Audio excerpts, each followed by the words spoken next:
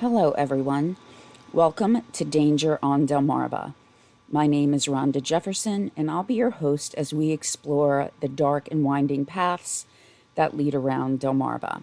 Delmarva is an area that is on the eastern shore of the United States. It covers all of Delaware, Maryland to the east of the Chesapeake Bay Bridge, and Virginia to the north of the Chesapeake Bay Bridge Tunnel. Today we'll be going over a case that is relatively famous, not just where I live, but has been a part of a number of different television shows, with the first that I remember seeing it on was Forensic Files.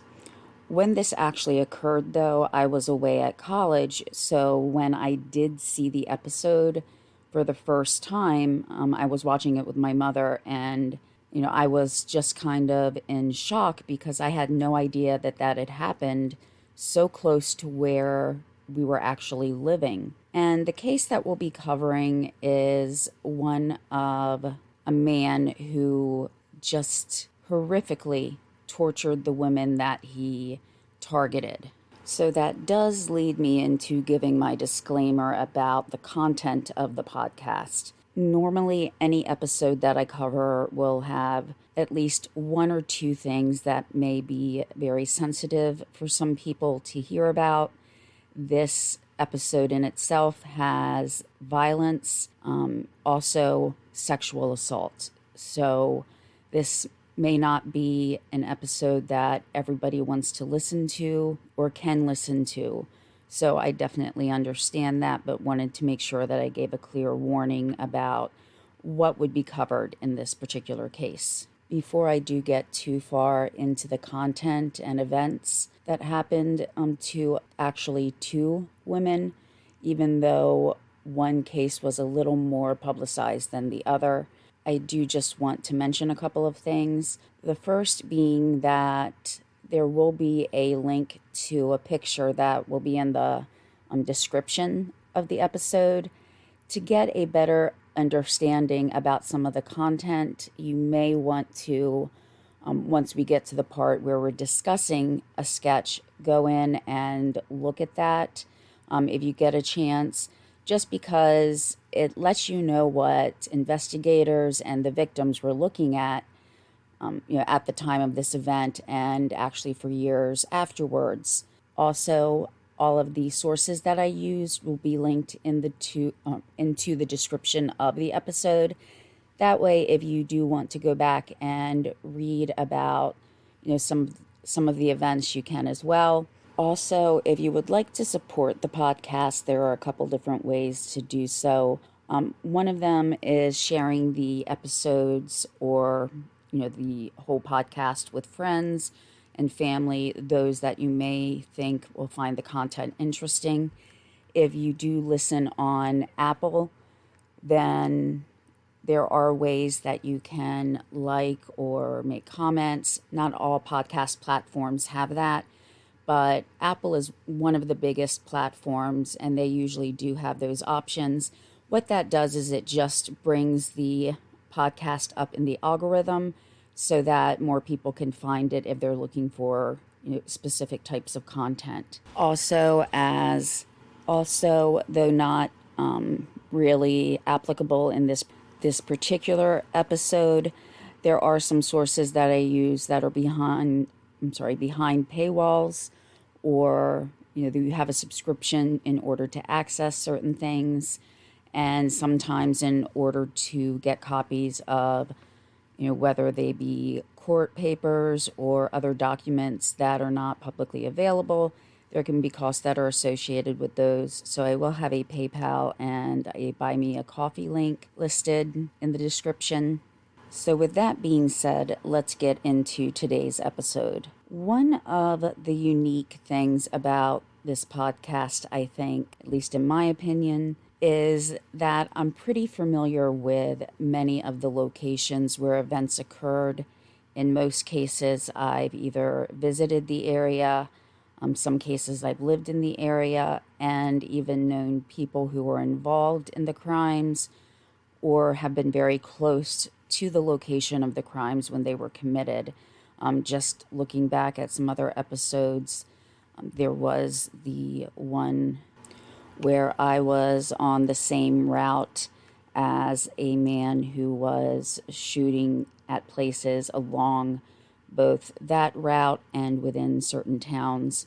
So I was pretty close, within a couple of miles when that was occurring.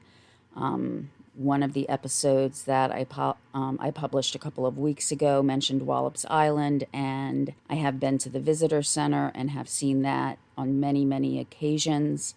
And just while I'm thinking of that as well, a couple of weeks ago I did publish a couple of episodes near the same time. So if you're used to just getting the one episode every couple of weeks, you may want to go back and look and see if there were any episodes that you may have missed. But, just basically, I am very familiar with the areas where these crimes or tragedies have occurred. Today's episode hits pretty close to home. I've lived within a few miles of this setting, and I also, if the timing had been a little different, maybe 3 years later, I would have been living in a very similar circumstance by myself in a place that was pretty close to where this occurred. And where it occurred was at the Laurel Village Mobile Home Park, and that was in Laurel, Delaware. I did have a cousin who stayed there for a while, and when he would need a ride, I would go pick him up and run the errands with him that he needed to have done. So I have been there, and probably at those times I wasn't even aware that these events occurred because it was shortly after I was home from college, so I wouldn't have seen the episodes on TV that covered this case.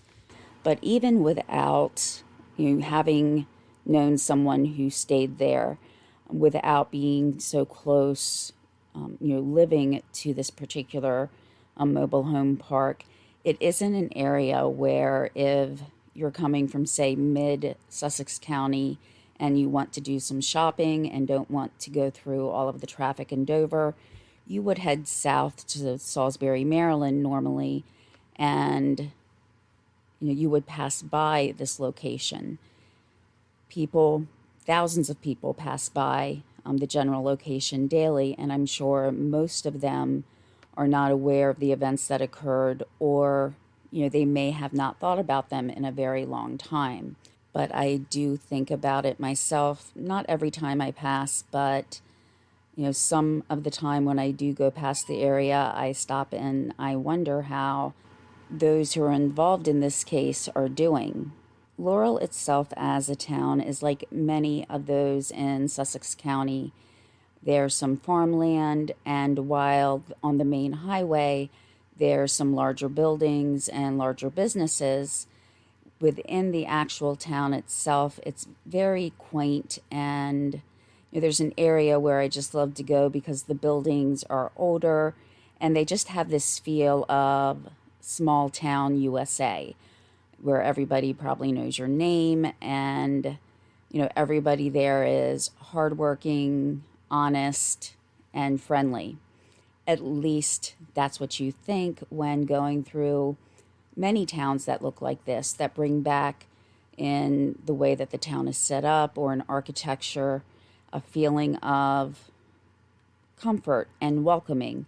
But we all know that not everybody in a town can be honest and kind and loving. There will be some that make a town fear, that makes those within the community feel less safe in the place where they should be feeling the most safety, which is in their homes.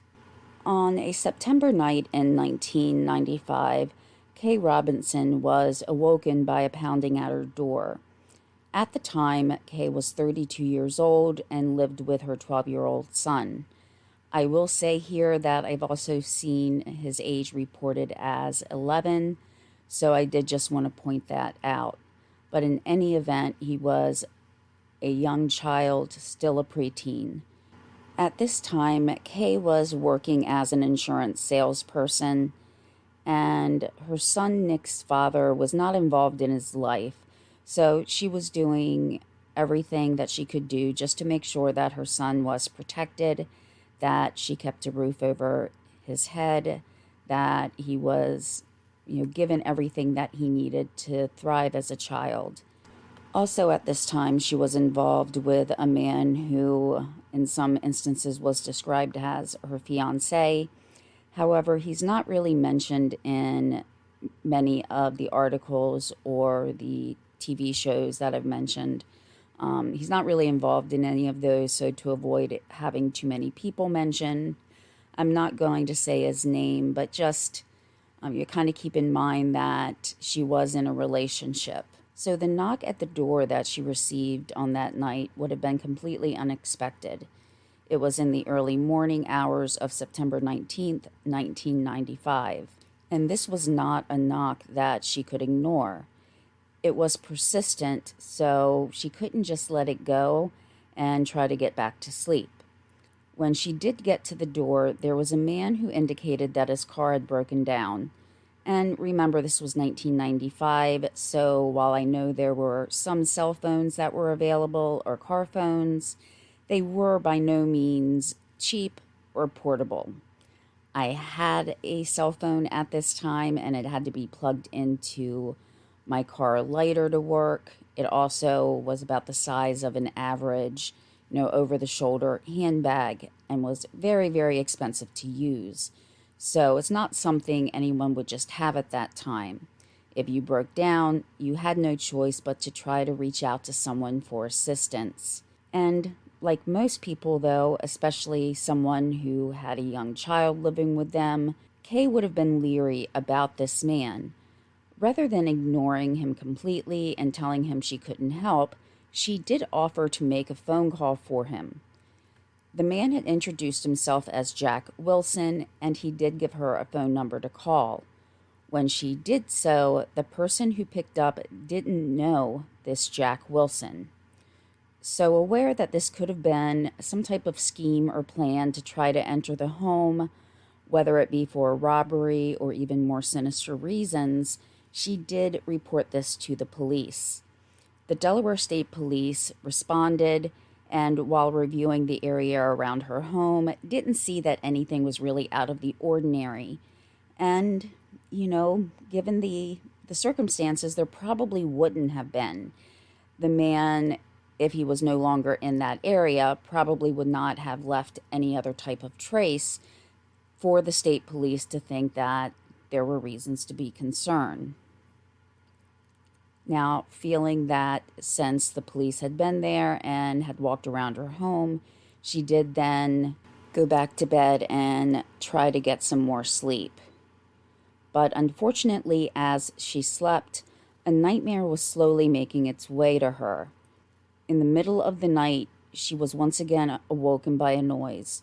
She heard a door slamming, and while she tried to figure out what was happening and went to try to figure out what was occurring, the same man who had been at her door earlier that day attacked her with a knife.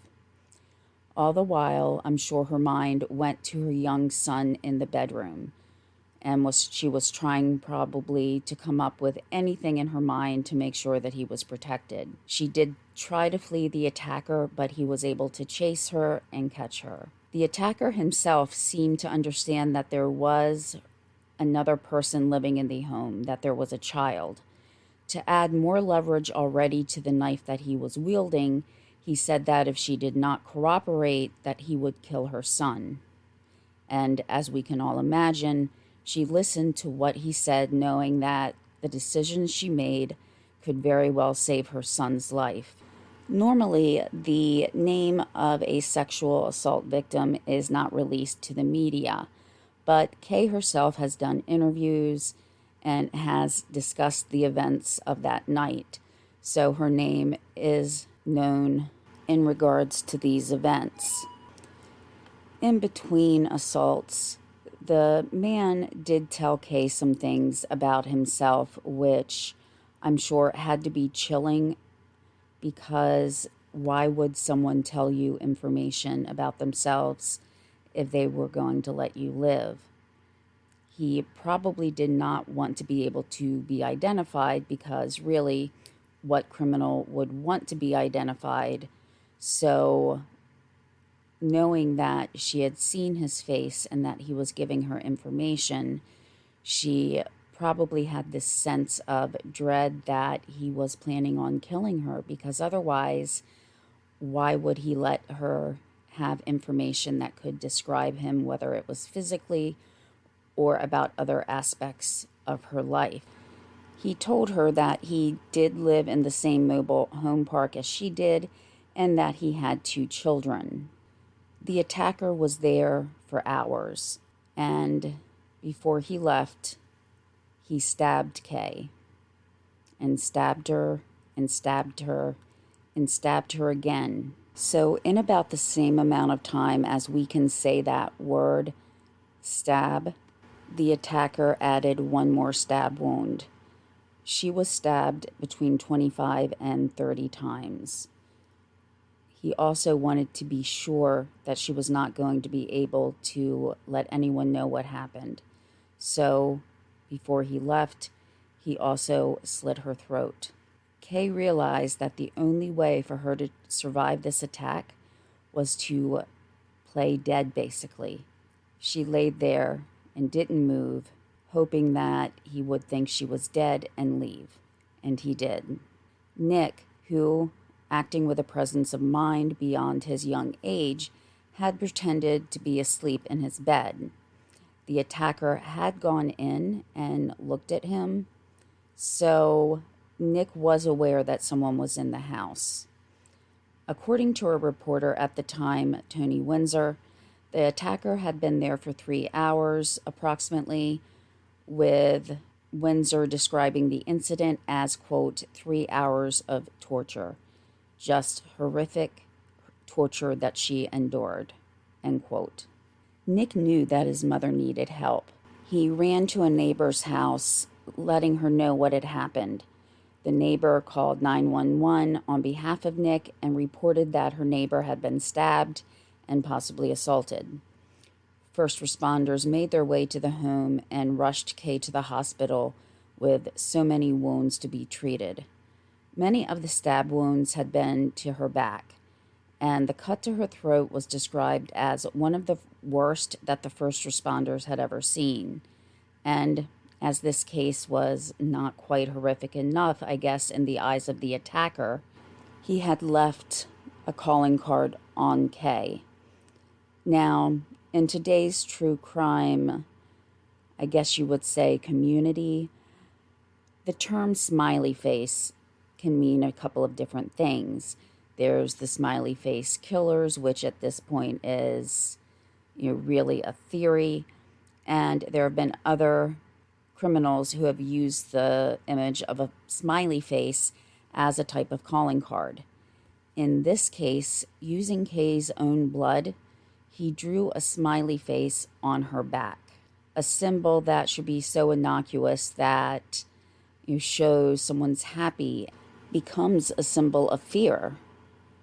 This symbol drawn on a victim after such a violent assault could be seen as a way of the attacker lessening the significance and horrific nature of the crime, as well as possibly trying to demean Kay herself. Upon waking up in the hospital, Kay had so many thoughts going through her mind.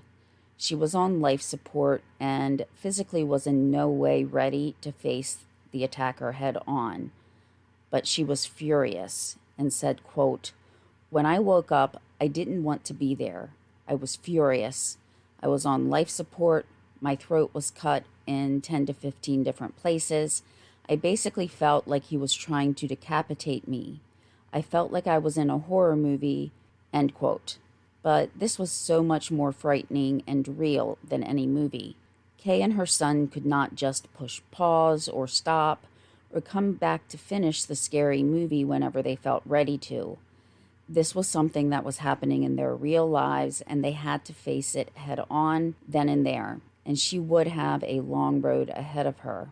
While the cuts to her throat could have led to much more damage, such as hitting the spinal cord or slicing open the carotid artery or jugular vein. Miraculously, none of those were hit. The fact that she survived at all would have been deemed as miraculous.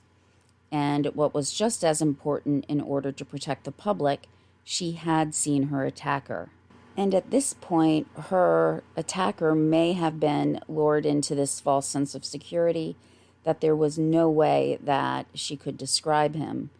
Even if news of the assault had made its way into the newspapers or television, he may have thought there was no way that she would be able to either survive or be able to give a description after the horrific wounds that he gave to her. But what he didn't realize, that with every attack, with every stab that he made at her, he was giving her the opportunity to observe him and identify him. While stabbing at her, he asked, quote, "Are you dead yet, bitch?" And he continued to stab her with a frenzied strength. So given this information, he probably felt pretty safe that there was no way anybody would be able to identify him. Unused to such a horrific crime happening, the town itself began to feel less secure. Now, I remember even before this, when I was younger, we wouldn't lock the door when we were home. We really wouldn't think that anybody would break into a home while it was occupied. But we now know better. We know that safety and security is something that we can't take for granted, even if we live in a town that we see as innocent and wholesome. I can say those feelings of security have pretty much evaporated, not only, unfortunately, in Laurel, but in many towns across Delmarva and across the country.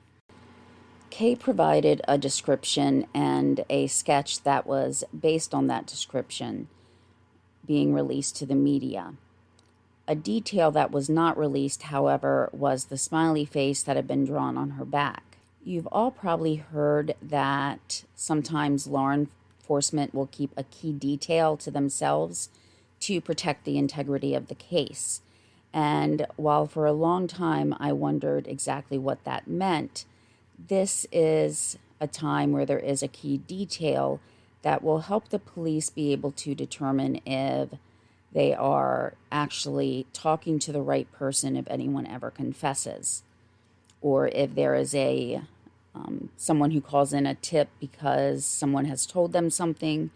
That's something that the tipster or caller can, say, so that the police know it is a legitimate lead. While Kay had been taken to the hospital with emergency personnel trying to save her life, police and forensics units descended upon her home. They went through the home trying to find any clue that the attacker may have left. What they did find, though, is that he had wiped down anything that had been touched. But Kay, while observing everything that was going on around her, she thought that possibly he didn't wipe down one item. So while he did think about wiping his fingerprints off, the follow-through was completely flawed. He had taken a drink from a glass within the home. After doing so, he took his sleeve and wiped the prints away, and out of what one must assume was habit, he actually took the glass and set it down, touching it again, but probably not realizing it. So there could still be prints on that glass, and there were. In analyzing them, a fingerprint examiner named Rodney Hagman found that the prints themselves were very distinctive by having what he thought was some type of lubricant on them. So he saw these fingerprints but was afraid that they were more delicate and actually put the glass in the freezer. So what he was both trying to do was to make sure that the fingerprints themselves stayed viable, that in terms that they used, that they didn't melt. So while it never says exactly what the prints made the prints into, so whether it was a film or something on his hands or something that had been on the cup, that caused those fingerprints to be different than just the normal, touching of a glass or picking it up than we're used to. So, they kind of had to think outside the box. By freezing them also, it made the fingerprints more distinctive, and that way they felt more secure in dusting them in order to raise the prints. So let's just keep some details about the fingerprints in mind. About 2 weeks into the investigation, the police received another call from Laurel Village. Neighbors of Kay's had seen a man drive up to the home, light a candle, and begin to pray on his knees. So, yes, this was a little bit of weird behavior, especially since at this point, Kay, had survived, and lighting a candle is sometimes seen as something in memoriam. Maybe not for everybody, so I'm just speaking from my experience. But, of course, the neighbors thought this to be odd, and they contacted the police. So when the man was approached by law enforcement, he said that he wanted the attacker to be caught, and he was there praying for that. He also offered to assist the police. The man in question was a 38-year-old named Doug DeSilva. Now, I know that I may use the word creepy sometimes. I don't think I've used it yet so far, but this was creepy. So here we go. DeSilva had an article about the attack taped to his windshield. He also had the sketch that had been made of the attacker taped there as well. He said that he had placed it there so when he was driving, he could keep an eye out for this attacker. The thing was, DeSilva looked just like the man in the picture. Something else, too, was that he actually lived about 100 miles away from Laurel. But his ex-wife and daughter did live in Laurel Village, so he was familiar with the territory. To add yet another level of suspicion to this man, he had actually been the suspect in a murder of a 16-year-old girl the previous year. This, of course, would put him directly into the crosshairs of law enforcement. And if you didn't think things could get any weirder, they can. So here's the fact that in the middle of DeSilva being questioned by the police about this attack, he asked for a job application. So we have a man who has been the suspect in a murder, a man who falls to his knees and prays outside the home of a recent assault victim, and a man who looks incredibly like the sketch of the attacker. And this man asks for a job application to become a state trooper. So, not knowing exactly what to think, police thought, in my opinion, maybe they thought that he was trying to taunt them in some ways. I just wish that there was a way we could see the facial expression of the officers when he asked for this.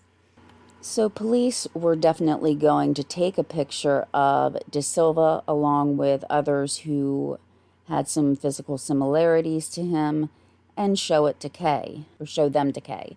And DeSilva did finish filling out that application to become a state trooper.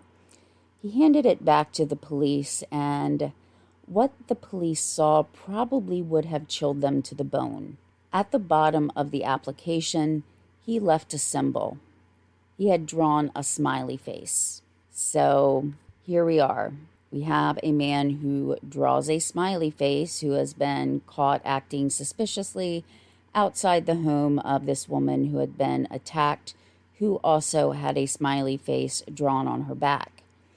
And while a smiley face is by no means rare, to put it on a job application does seem less than professional.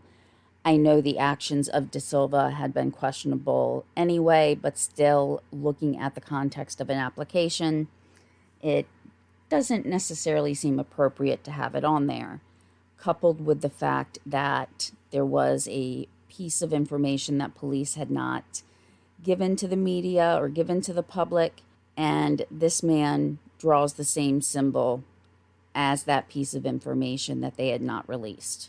So This just strengthened the police's resolve in that this was the man who had attacked Kay Robinson and tried to kill her. So they took that photo lineup to her, and she identified Doug DeSilva. Not only did she identify him, but Nick did as well. Even though Nick was not there in the same room as the attacker, he did see him, such as when the attacker came to Nick's room. He probably kept his eyes open just as little slits, but was able to see the man that had severely injured his mother. So Nick also identified DeSilva. So given all of these details between the strange behavior, the appearance, and that he looked exactly like the sketch, and, having the article and picture taped to his windshield, the police thought they had gotten to the bottom of this case. Even more, when confronted with some of these things and that he had been identified, DeSilva didn't actually deny involvement. What he did say is he wanted to apologize. He also had no alibi, so all bets were on him. Detectives were sure that they had their man. Doug DeSilva asked investigators to tell Kay that he was sorry. He said that he remembered going to her mobile home, but he didn't remember the actual attack on her. Truly, though, that's all investigators, prosecutors, and a jury would need to hear in order to both indict and convict DeSilva, we would think. But there were a couple more things to think about, or three, and that was 3 fingerprints. Those 3 fingerprints that were found on the glass in Kay's home did not match DeSilva, so that was odd within itself. There were no prints, though, anywhere in the home that connected to DeSilva. So where could these have come from? Could they have just been fingerprints left by someone else who had visited the home that day? My questions were going to, did police, fingerprint people who did come to the house frequently, like Kay's fiance? But just before they went to trial, the prosecution and police got another blow to the case, and this pretty much rang the death knell to the case. The DNA that had been collected in Kay's assault kit did not match DeSilva. So, like any time there is a sexual assault, there is a kit that's run where evidence is collected. There was no way the prosecution felt that they could continue. DNA, while had now been used in court for at least a few years now, and people were really becoming reliant on that as the main piece of evidence whenever available, because there's no denying that DNA, which is specific to one human being, unless they are a multiple birth that's identical, such as twins or triplets.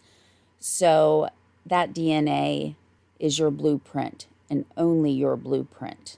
So the prosecution knew they could not risk double jeopardy, so that in case something else came up years later that did tie DeSilva directly to the attack, they would have to wait for that. They could not proceed without being able to explain why his DNA was different than the DNA in the sexual assault kit, or why the fingerprints did not match.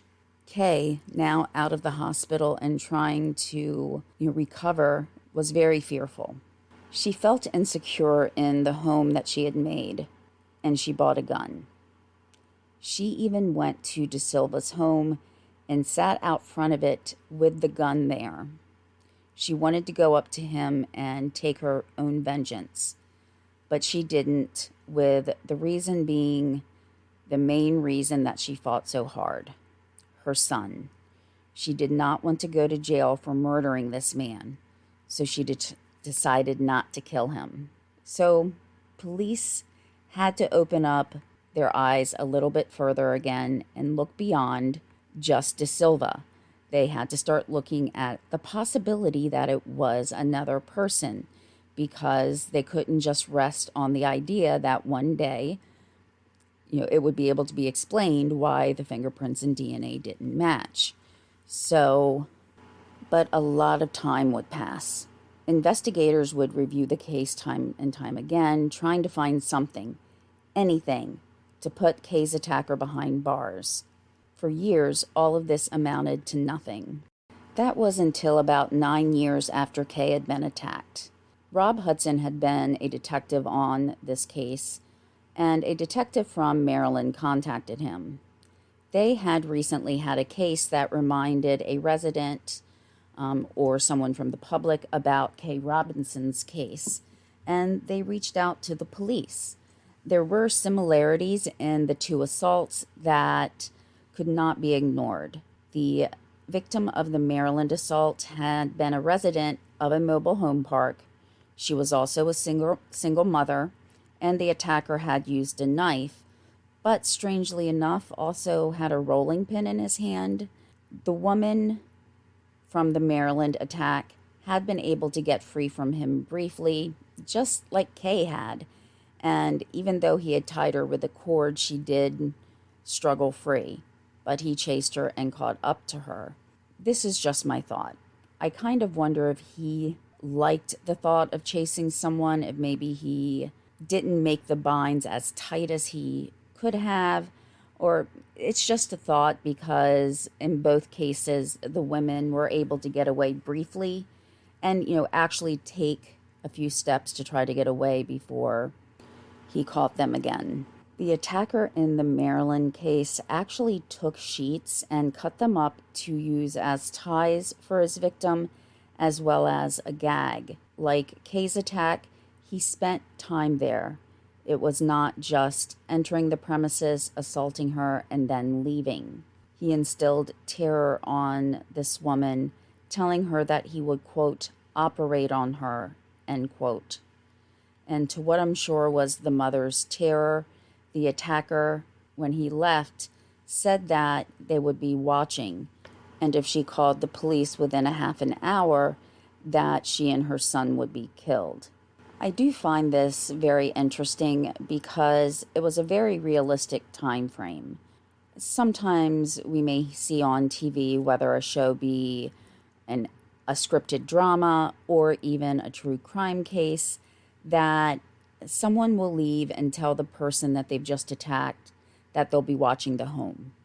Or probably more often in cases of a kidnapping, the people are told that someone will be watching the home, and if they see law enforcement approach, then their loved one will be killed. So setting a time frame of 30 minutes was very realistic. Instead of saying, an indefinite period of time or even a few hours. This would be seen as a more realistic threat so that the victim would actually wait the half an hour to call the police.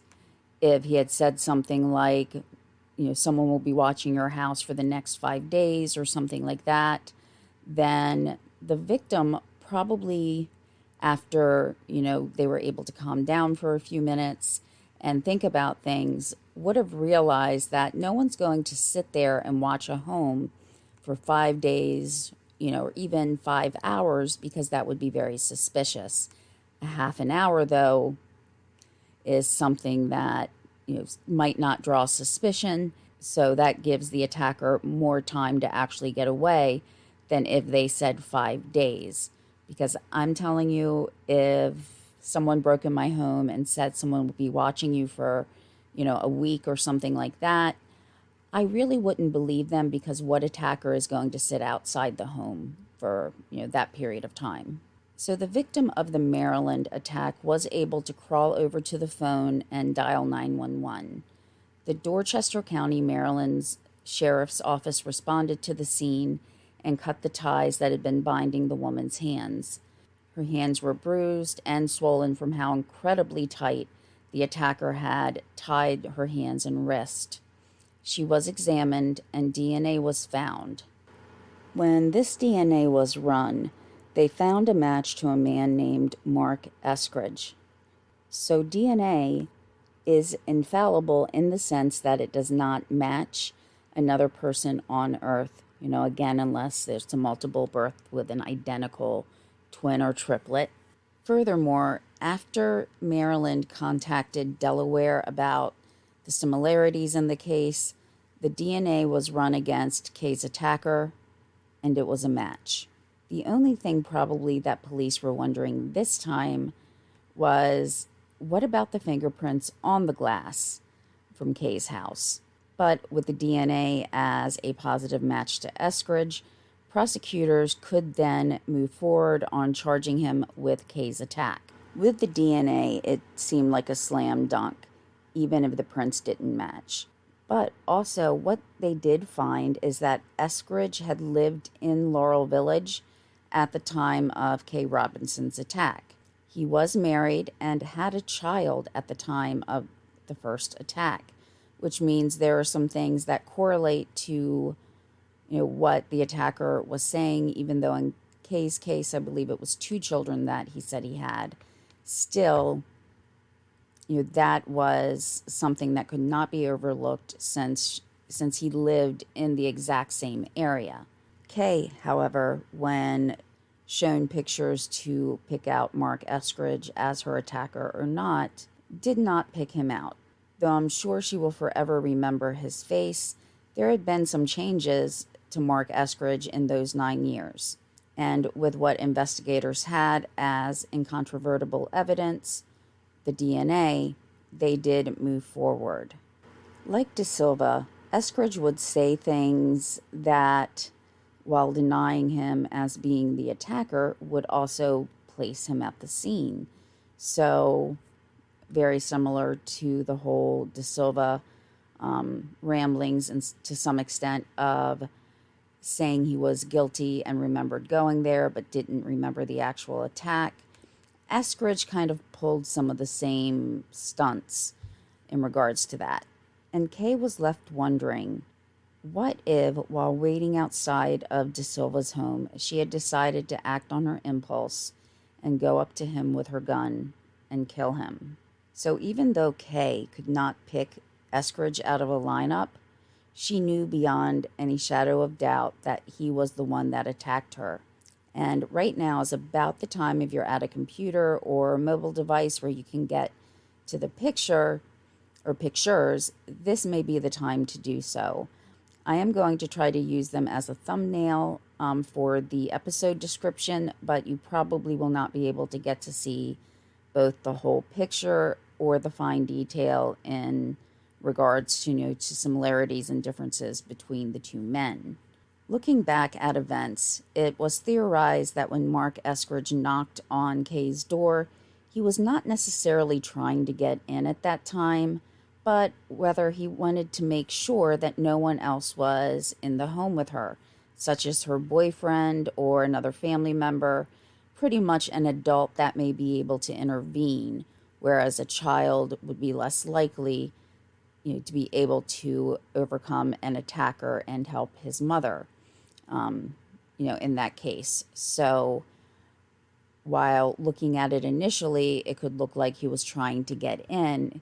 It was theorized he was actually just trying to get an idea of who may or may not be there. And most attackers, people who would break into a place do see a male as a bigger threat than a female.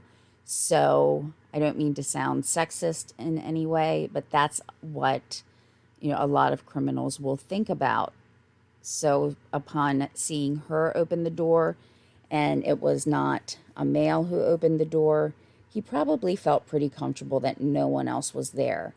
Because, again, if there's a knock on the door late at night and there is a male available, most people or most households, the man would go to the door to try to answer. I know that's, the case in my home and growing up. Just as I said, criminals tend to see that as a bigger threat. The attack on the woman in Maryland had actually occurred in October of 2002. So both in the fall months as well, or at least, getting close to. And in February of 2005, Mark Eskridge was convicted of that attack. There were other charges as well that were in relation to the attack.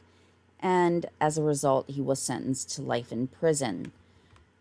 In regards to Kay's case, he took a plea deal and was given a life sentence plus 20 years.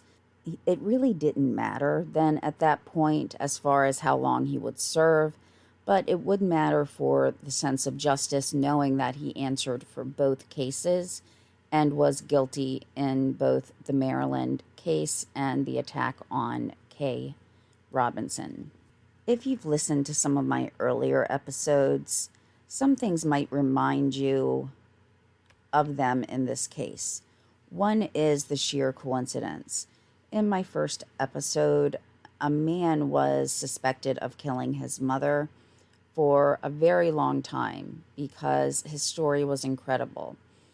He had picked up a man to drive part way to his destination, and when he told the man to get out, the man attacked him. The driver of the vehicle who had stopped did not want to go straight home, so he rode around so that the man could not follow him. But later, he, along with a police officer, found his mother dead in her home, which was adjacent to his home. So, of course, he is suspected because who would think that a man would attack both the son and the mother in the same night when they were not at the same home, but it happened. And then in another case, it involved the death of a young girl at the hands of a man named Thomas Legg. And he did what this person did as well, what Mark Eskridge did. He crossed state lines, while Thomas Legg did it a lot more and got away with it for a lot longer. But the biggest example to me comes in the fact that because Legg had been convicted of a crime in one state and was serving time, then the other state didn't bother to go through with a sentencing or a plea or anything. They just pretty much didn't do anything with the case. Because of that, when he won an appeal and got out on the case in Maryland, because Delaware had not filed charges, had not, had a conviction or a sentence passed down on him, he was just able to walk free from Maryland. He didn't have to answer for the crimes that he did in Delaware. So we see that there was this delay in actually, seeing justice because there was the state line involved. If a citizen had not recognized the, similarities, these two cases may have never been, put together as being related, at least not until later. But why wasn't the DNA caught earlier? Why wasn't it run through CODIS? Now, CODIS is an index that, houses the DNA of criminals across the country. So I did look into CODIS itself and see approximately, when it was established. The origins of CODIS actually go back to 1989, but at that time it was more of an idea on what could be done with the DNA. It was in 1998 that, it really started to be used. So 1998 and 2002, we have to look at those two dates and wonder why the DNA wasn't compared. Was there a backlog in Maryland where it didn't actually get loaded into CODIS yet? Now the case where Kay was attacked happened in 1995. So was it that DNA wasn't loaded to CODIS yet? So we have to wonder why it took so long. We've heard, at least I've heard, that there are a lot of agencies that are very far behind on forensics. And as we can see in a case like this, if someone offends in one state, it's very important to have that information in another, so they can't keep trying to cross state lines to elude capture every time they commit a crime.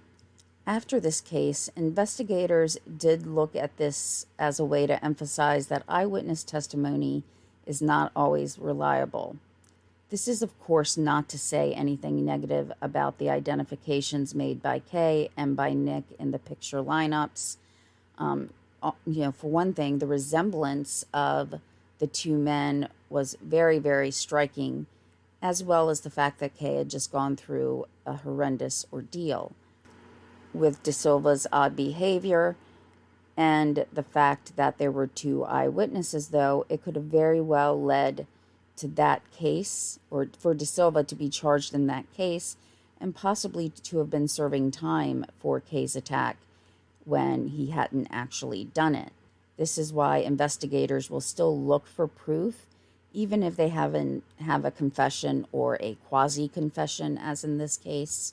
And it also emphasizes the importance of communities and having their input and support in cases when the police do reach out and need help. In this case, it would have been in identifying a person through the picture, but also in making sure important details of a case are known to the public. So, like here, a person who had seen something on the news or who had read it in the newspaper recognized that there were these similarities. So, there are instances when the community does need to provide tips to try to make sure that those who've committed these types of crimes or any crime are brought to justice. This also makes me think of the saying, innocent until proven guilty. And while sometimes I admit it's hard for me to say when there's such overwhelming evidence against somebody who's committed a violent act, that when there's just so much evidence, you want to say that the person is guilty. But if somebody had looked at Doug De Silva, at his picture, at his behavior, many, many people were thinking he was guilty. In fact, he was not. And thankfully, the police did keep the case open. And even though nothing, flagged in the DNA database, there were detectives who were familiar with the case and, able to move forward with it once they got that call from Maryland. There are still a couple of questions, like who those fingerprints belong to. It's never been stated in anything that I found, and I just kind of wonder if it was left by possibly the fiancé when they had been visiting on a previous time.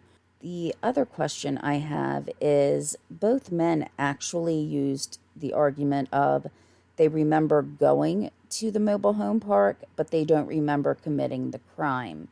So I do believe that De Silva probably legitimately believed that he had committed a crime.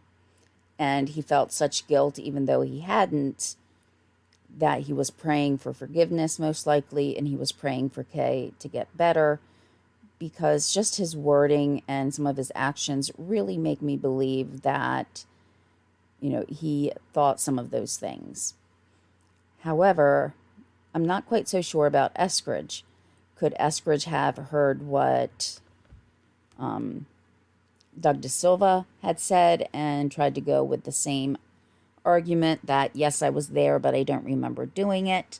Who knows? But it is a question that I will always think about in regards to this case.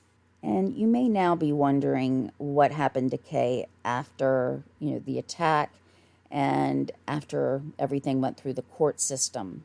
The attack did limit her in terms of some physical movement. Kay did have support in terms of friends and family that were there for her, and she did acknowledge the importance of that. She also has taken self-defense training as well as firearm training. As she went through such a traumatic event, she wanted to make sure that she and her son stayed safe. She also wrote a book about the attack. So Kay Robinson and the Maryland victim showed bravery in the face of evil. Their number one goal was to protect their children, and both survived physically. Robinson, like I said, still has some physical issues as a result of her attack. However, it seems like she has thrived, and I wish nothing but the best for her and for the woman who was attacked in Maryland. So everyone, thank you for hanging in. I know this was kind of a graphic case because of, one, there being two victims at different times, as well as just the the frenzy of the attack, in that Kay was stabbed so many times. And while with most cases we can look at an event and think that could have been me, or that situation could have happened to my brother or something like that, this case, at least to me, feels like it literally could have been anybody. And that's why some cases inspire more fear than others. I think at another level too, it taps into every parent's fear of being in a situation where someone else may control the fate of your child. And lastly, it was the fact that she did everything right that evening. Someone knocks on your door and they legitimately could have had car problems. And since it was a time when there weren't any cell phones really available or affordable for most people, she did what most people would have done. She didn't want to leave a person stranded if they legitimately needed help, but she also did not let that person in. And when she felt that things were off and not quite right, she called the police. Then, when she was attacked, she followed the directions that Eskridge gave her, but she fought in a silent way. She couldn't fight him physically in fear of him hurting her child, but she observed him in order to provide information to the authorities that came up with a very accurate drawing of what her attacker looked like. So, again, it may not have been the ability to fight physically against him, but she was able to fight him. And ultimately, he is exactly where he needs to be so that he will not harm any other people. So again, thank you guys for listening today. I hope that with Kay's story, there was some inspiration as well in that she was able to survive such a violent attack, but then went on to take self-defense classes, as well as authoring a book retelling her story. So now I'm not quite sure what I'm going to do for the next episode. I have a few incidents or events that I have most of the notes for. I've read through some of the articles and have a lot of information, but I'm trying to kind of vary the actual types of cases so that it might be true crime one episode, then a natural disaster the next, or something like that, so that it's not a number of the same types of cases all in a row. And I know when I get to one episode, I'll actually have a little bit more information about the episode with Chessie, the manatee, as I actually, when looking for a picture of Chessie the manatee, I found some other aquatic creatures that have been rumored to be the mythical Chessie, not Chessie the manatee. So when I get to one episode, I will also include that at the beginning, as there is a little bit of a correlation between that particular episode that's upcoming. I just found it very interesting that I searched for a number of keywords about Chessie, and then, finding the manatee Chessie, searching different things about him, and then not finding anything about this other creature until I was actually just searching for an image.